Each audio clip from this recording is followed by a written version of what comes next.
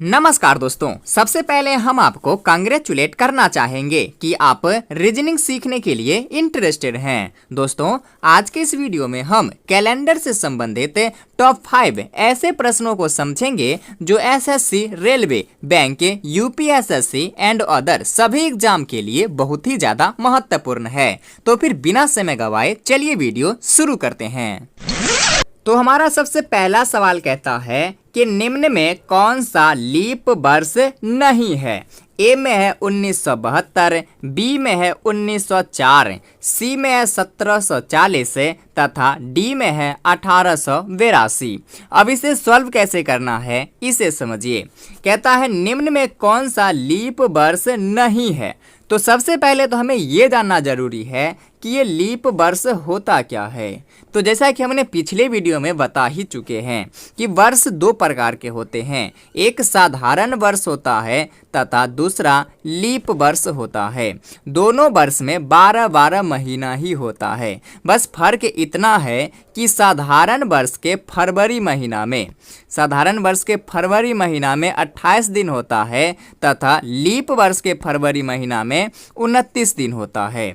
ये साधारण वर्ष लगातार 3 वर्षों तक रहता है तथा लीप वर्ष प्रत्येक 3 वर्ष बाद चौथा वर्ष होता है। यह 1 वर्षों के लिए रहता है, पुनः 3 वर्ष साधारण वर्ष रहता है, फिर चौथा वर्ष लीप वर्ष होता है। इस प्रकार से इसकी पुनरावृत्ति चलती रहती है। तो यहाँ वही कह रहा है कि निम्न में से कौन सा लीप वर्ष नहीं है। तो अब इसे चेक कैसे करना है कि इनमें से कौन सा लीप वर्ष है या फिर नहीं है। तो इसका सिंपल सा फॉर्मूला है कि इन सभी संख्या में 4 से भाग देना है। यदि 4 से पूर्णतः विभाजित है तो वह लीप वर्ष होगा, और यदि पूर्णतः विभाजित नहीं है तो वह लीप वर्ष नहीं होगा। चलिए हम भाग देकर इन सब को चेक करते हैं।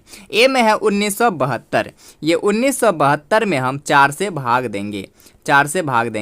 4 चौका 16 लगाएंगे, बच जाएगा 3 और 7, फिर 4 नमा 36, बच जाएगा 1 और इस पर उतारेंगे ये 2, 12, फिर 4 तिया 12। ये 4 से पूर्णतः विभाजित है, यानी कि ये लीप वर्ष है। और यहाँ पूछ रहा है इनमें कौन सा लीप वर्ष नहीं है। तो ए नंबर इसका सही आंसर नहीं होगा क्योंकि ये लीप वर्ष है। बी में है 1904, इसे चेक करते हैं। 4 से भाग देंगे 1904 में, फिर 4 चौका 16 लगाएंगे, बच जाएगा 3, 0, 4 7 28, फिर बच गया 2 और इस पर उतारेंगे 4, फिर 4 छोक 24। ये भी पूरा कट गया, यानी कि ये भी लीप वर्ष है। यहाँ पूछ रहा है इनमें कौन सा लीप वर्ष नहीं है, और ये जो है 1904 ये लीप वर्ष है, तो ये भी इसका सही आंसर नहीं है। फिर सी नंबर चेक करते हैं, एक बार इसे ज़रा साफ कर लूँ। चलिए, सी में है 1740, इसमें हम 4 से भाग देंगे, फिर 4 चौका 16 लगेगा, बच जाएगा 1, 4 तिया 12, फिर 2 बच जाएगा, इस पर 0, 4 5 20। ये भी पूर्णतः विभाजित है, यानी कि ये भी लीप वर्ष है। फिर डी नंबर में है, इसमें भी 4 से भाग देंगे, ये है 1882, फिर 4 चौका 16 लगाएंगे, बच जाएगा 2, इस पर 8 उतारेंगे, फिर 4 7 28, ये भी पूरा कट गया, बच गया ये 2 शेष रह गया। ये जो है 4 से पूर्णतः विभाजित नहीं है। ये डी नंबर जो है 1882, ये 4 से पूर्णतः विभाजित नहीं है, यानी कि ये लीप वर्ष नहीं है। और यहाँ पूछ रहा है इनमें से कौन सा लीप वर्ष नहीं है, तो आंसर क्या हो जाएगा, डी नंबर। चलिए आगे बढ़ते हैं। आगे अब दूसरा सवाल है, यदि 18 फरवरी 1997 सोमवार था तो 18 फरवरी 1999 कौन सा दिन होगा। ए में है रविवार, बी में है बृहस्पतिवार, सी में है शुक्रवार तथा डी में है बुधवार। अब इसे सॉल्व कैसे करना है इसे समझिए। कहता है यदि 18 फरवरी 1997 को सोमवार था तो 18 फरवरी 1999 कौन सा दिन होगा। 97 से 98, 98 से 99, यानी कि पूरे 2 साल आगे बढ़ गया। चलिए यहाँ देखिए, यहाँ है 1997, फिर आएगा 1998, इसके बाद आएगा 1999। यहाँ माना कि 18 फरवरी को कौन सा दिन है, तो सोमवार है। यहाँ भी आएगा फिर 18 फरवरी और यहाँ भी आएगा 18 फरवरी। पूछ रहा है यहाँ पर जो 18 फरवरी को कौन सा दिन होगा। तो दोस्तों हमें देखना है कि इन सभी वर्षों में कौन सा वर्ष लीप वर्ष है और कौन सा वर्ष साधारण वर्ष है। जिन वर्षों में 4 से पूरा पूरा भाग लग जाए, पूर्णतः विभाजित हो, तो वह लीप वर्ष होगा, और जो वर्ष 4 से पूर्णतः विभाजित नहीं होगा वह लीप वर्ष ना होकर साधारण वर्ष होगा। यहाँ 1997, 1998 और 1999, इन तीनों वर्षों में 4 से पूर्णतः विभाजित कोई भी संख्या नहीं है, यानी कि ये तीनों वर्ष साधारण वर्ष है। और जब साधारण वर्ष हो तो एक वर्ष से दूसरे वर्ष में जब जाएंगे, यानी कि 1997 से 1998 में जब जाएंगे, और 18 फरवरी, सब में तो 18 फरवरी ही है, 18 फरवरी 1997 सोमवार था, तो 18 फरवरी ही पूछ रहा है, यानी कि महीना चेंज नहीं है। तो पूरी हम यदि एक साल से दूसरे साल में जब जाएंगे और वह वर्ष साधारण वर्ष हो तो हम एक उसमें प्लस करेंगे, तो हम एक दिन उसमें जोड़ देंगे। और यदि वर्ष लीप वर्ष होगा तो उसमें हम 2 दिन आगे जोड़ देंगे। जैसे यहाँ 18 फरवरी 1997 को सोमवार था, तो अगले जब हम 18 फरवरी को ही 1998 में जाएंगे, एक वर्ष आगे बढ़ेंगे, तो चूंकि ये वर्ष क्या है, साधारण वर्ष है, लीप वर्ष नहीं है, साधारण वर्ष है, तो इसमें हम एक दिन आगे जोड़ देंगे, एक जोड़ देंगे, तो सोमवार के बाद क्या हो जाएगा, मंगलवार, ये जो है मंगलवार हो जाएगा। अब 18 फरवरी 1998 को मंगलवार हो जाएगा। पुनः 18 फरवरी 1998 से जब हम 18 फरवरी 1999 को जाएंगे, तो इसमें भी हम एक दिन जोड़ देंगे, क्योंकि ये भी जो है साधारण वर्ष ही है, ये 1999 साधारण वर्ष है। यदि यही लीप वर्ष होता तो इसमें हम 2 दिन आगे जोड़ते, लेकिन ये साधारण वर्ष है तो एक दिन आगे जोड़ेंगे। तो मंगलवार में एक दिन और जोड़ेंगे तो क्या हो जाएगा, बुधवार, ये हो जाएगा बुधवार। और यही पूछ रहा है कि 18 फरवरी 1999 को कौन सा दिन होगा, तो बुधवार होगा। सही आंसर क्या हो जाएगा, डी नंबर, बुधवार। चलिए आगे बढ़ते हैं।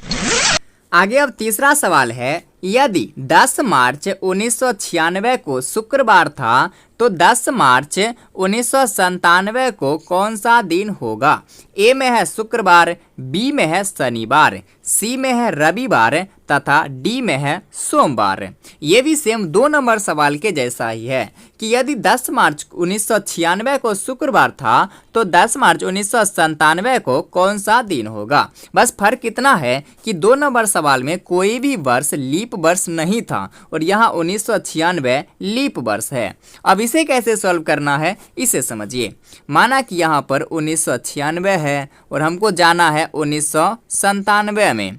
1996 10 मार्च, ये है 10 मार्च। 10 मार्च को कौन सा दिन है, तो शुक्रवार है, 10 मार्च को शुक्रवार है। और यहाँ हमको पूछ रहा है 10 मार्च 1997 में कौन सा दिन रहेगा। अब यदि ये वर्ष रहता लीप वर्ष तो डायरेक्ट हम एक वर्ष से दूसरे वर्ष में जाएंगे, और ये वर्ष यदि लीप वर्ष होता तो इसमें हम 2 दिन ऐड करते। लेकिन यहाँ पर लीप वर्ष कौन है, तो 1996 है, और यहाँ से जो है इसकी दिन की गणना शुरू हो रहा है।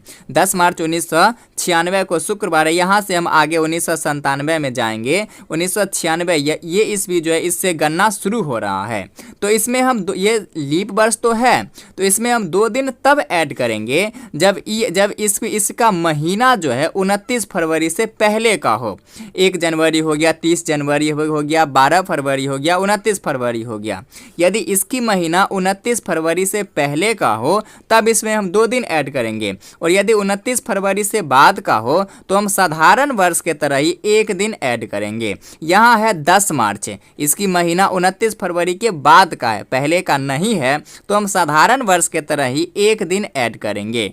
तो जब हम 1996 से 1997 में जाएंगे तो सिर्फ 1 दिन ही आगे बढ़ेंगे। शुक्रवार के बाद क्या हो जाएगा, शनिवार।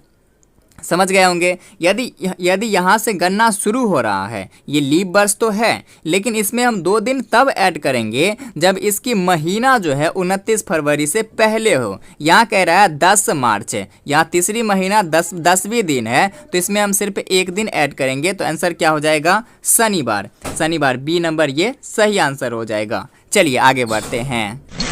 आगे अब चौथा सवाल कहता है 400 वर्षों में फरवरी 29 दिन कितनी बार आएगा।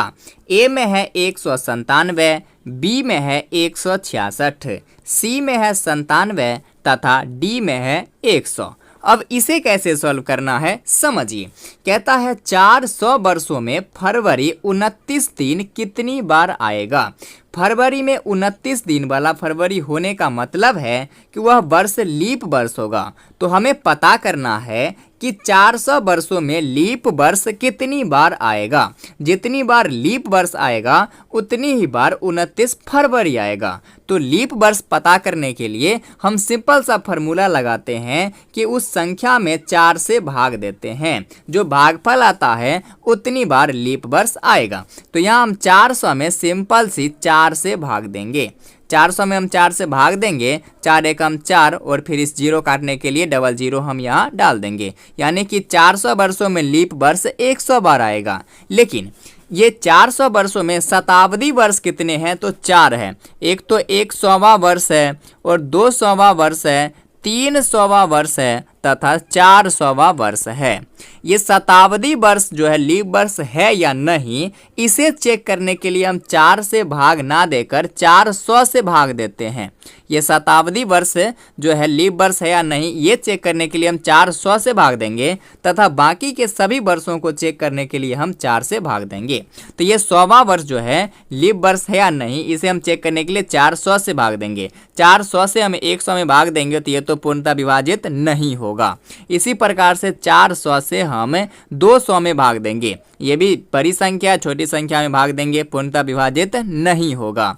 इसी प्रकार 400 से हम 300 में भाग देंगे, ये भी पूर्णतः विभाजित नहीं होगा। और जब 400 से हम 400 में भाग देंगे तो एक बार में ये पूर्णतः विभाजित हो जाएगा। तो ये जो है 100 वर्ष जो है 100 बार जो है लीप वर्ष कितनी बार आएगा तो 100 बार। लेकिन इसमें से जो है ये 3 जो है शताब्दी वर्ष माइनस कर लेंगे। चूंकि 100वां वर्ष 200वां वर्ष तथा 300वां वर्ष ये जो है लीप वर्ष नहीं आएगा। चौथा वर्ष जो है 400वां वर्ष ये लीप वर्ष आएगा और ये 100वां 200वां तथा 300वां वर्ष लीप वर्ष नहीं होगा। तो 100 में से हम इन 3 वर्षों को माइनस कर लेंगे तो कितनी आ जाएगा 97 वर्ष। तो 400 में जो है 97 वर्ष लीप वर्ष होगा और जो है 303 वर्ष साधारण वर्ष होगा। तो यहाँ पूछ रहा है 400 वर्षों में फरवरी 29 दिन कितनी बार आएगा। तो जितनी बार लीप वर्ष आएगा उतनी बार 29 दिन का फरवरी महीना होगा। तो 97 बार लीप वर्ष आएगा तो आंसर क्या हो जाएगा 97 सी नंबर। 4 का सही आंसर क्या हो जाएगा सी नंबर। चलिए आगे बढ़ते हैं।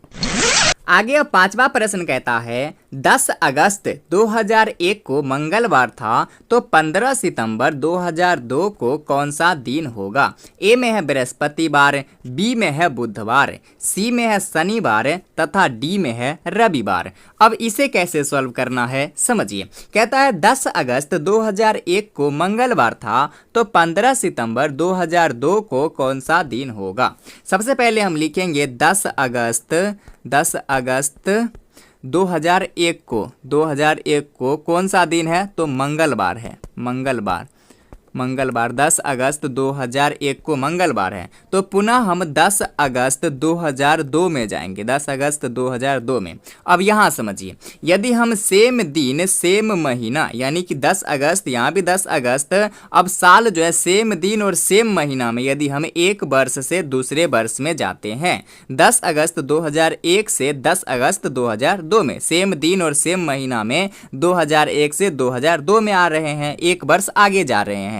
तो हम इसमें एक दिन ऐड करते हैं। अब 10 अगस्त 2001 को मंगलवार है तो 10 अगस्त 2002 में एक दिन ऐड कर लेंगे। तो मंगलवार में एक दिन और जोड़ेंगे तो क्या हो जाएगा, मंगलवार के बाद है बुधवार, यहाँ हो जाएगा बुधवार। यानी कि 10 अगस्त 2002 को बुधवार। 10 अगस्त तक क्लियर हो गया। अब बच गया, यहाँ पूछ रहा है 15 सितंबर तक। 10 अगस्त तक तो क्लियर हो गया, तो अब बच गया अगस्त का कितना दिन, 21 दिन। क्योंकि अगस्त 31वां महीना होता है, इसमें 10 अगस्त तक क्लियर हो गया तो बाकी के 21 दिन बच गया। और पूछ रहा है 15 सितंबर तक, सितंबर का 15 दिन, कुल कितना हो गया तो 36 दिन। अब 36 दिन में हम विषम दिन की संख्या निकालेंगे। इसके लिए क्या करते हैं तो हम 36 में जो है सप्ताह के 7 दिन से भाग देंगे। 7 5 35, एक शेष बच जाएगा, यानी कि विषम दिन 1 हो गया। अब इस एक विषम दिन को जो है इस बुधवार में ऐड करेंगे तो बुधवार प्लस 1, तो बुधवार के बाद क्या हो जाएगा बृहस्पतिवार। तो जो है 15 सितंबर 2002 को कौन सा दिन हो जाएगा? बृहस्पतिवार, यानी कि ए नंबर सही आंसर हो जाएगा। सबसे पहले हम सेम दिन और सेम महीना में एक वर्ष से जहाँ तक पूछेगा जिस वर्ष तक, उस वर्ष तक जाएंगे। इसके बाद हम बाकी के दिनों को जोड़ करके उसमें जो है अभिष्ट दिन, विषम दिन निकाल लेंगे और उसको जो है इस दिन में ऐड कर देंगे। तो सही आंसर क्या हो जाएगा? बृहस्पतिवार। चलिए आगे बढ़ते हैं। आगे अब छठा प्रश्न कहता है, यदि प्रथम अक्टूबर मंगलवार हो तो प्रथम नवंबर कौन सा दिन होगा? ए में है शुक्रवार, बी में है शनिवार, सी में है रविवार तथा डी में है बृहस्पतिवार। अब यहाँ देखिए, कहता है प्रथम अक्टूबर को मंगलवार हो, यानी प्रथम अक्टूबर कहने का मतलब है 1 अक्टूबर को मंगलवार हो तो प्रथम नवंबर 1 नवंबर को कौन सा दिन होगा? अब इसे कैसे सॉल्व करना है? तो देखिए, 1 अक्टूबर को मंगलवार है तो 1 नवंबर को पूछ रहा है। 1 अक्टूबर के बाद अक्टूबर में कितने दिन बच गए? तो अक्टूबर जो है 31 दिन का होता है, तो 1 अक्टूबर के बाद बाकी के 30 दिन बच गए। अब पूछ रहा है 1 नवंबर को, तो नवंबर का 1 दिन ऐड कर लेंगे। अब कितना हो गया टोटल? 31 दिन। 31 दिन में हम सप्ताह के 7 दिन से भाग देंगे, जो विषम दिन आएगा उसको जो है इस मंगलवार में ऐड कर देंगे। ऐड करने के बाद जो दिन आएगा वो दिन इसका सही आंसर हो जाएगा। अब ये काम जो है आपको करके इसका आंसर जो है कमेंट बॉक्स में बताना है, तब हमें पता चलेगा कि हमने जो अभी 5 प्रश्न बताए आपको, ये प्रश्न आपको समझ में आया या फिर नहीं आया। मिलता हूँ पुनः फिर 5 प्रश्न के साथ, तब तक के लिए धन्यवाद।